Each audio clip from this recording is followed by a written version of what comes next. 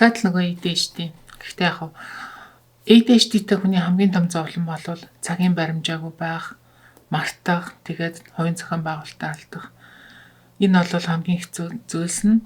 Ер нь би ADHD-тэй энэ олон жил яаж энэ хүртэл яваад ирсэн бэ гэж бодхолоор яалтчгүй спорт тусалсан байт юм лээ.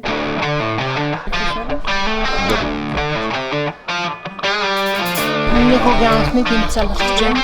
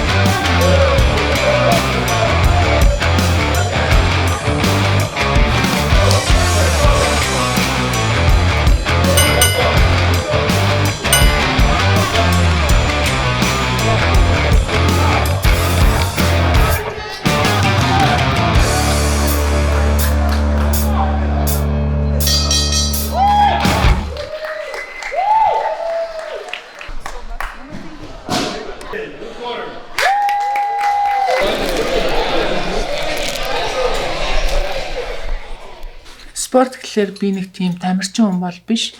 Гэхдээ би каратегаар 2-3 жил хичээлсэн баг. Тэгээд бүтэн сая өдөр болгон би бассейн ордог байсан. Сагсан бөмбөөр хичээлж исэн. Ер нь өдөр болгон сагсан бөмбөг тоглодог байсан. Өөргөвчтэй аялал.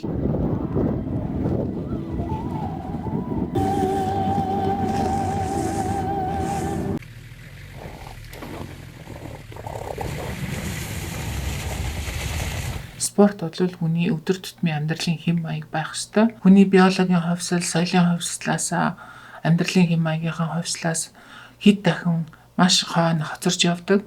Тийм болохоор бидний тархинд одоо ч гэсэндээ тарих, бие сэтгэлд ямар нэгэн чаленж үргэлж шаарддаг байж таараа.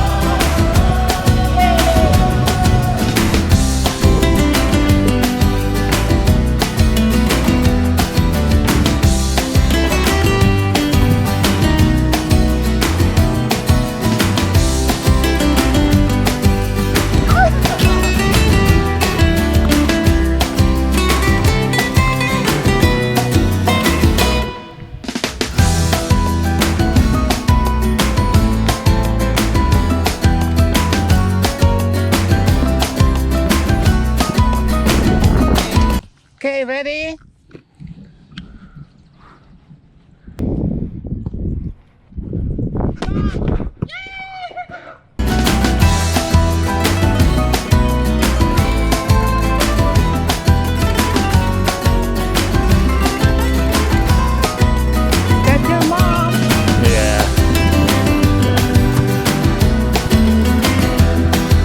Спорт хүний булчин шурамсаас илүүтэйгээр тархийг маш ихээр дасгалжуулдаг.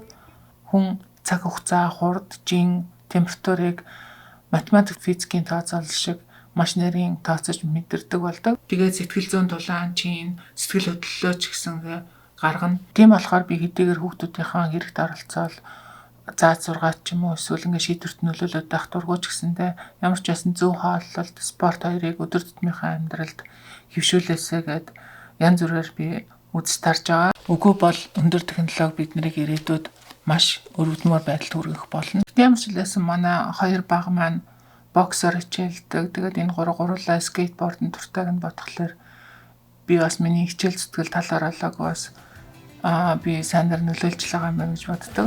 Хоол унд ус агаартай яг адилхан хөдөлгөөн гэдэг бол спорт гэдэг бол хүний амьдралын зайлшгүй хэрэгцээ. Хүний амьдралын нэг хэсэг байх ёстой гэдгийг сануулъя. Тэгээд та бүхэндээ эрүүл энхийг хүсье. Ингээд дараа уулзъя.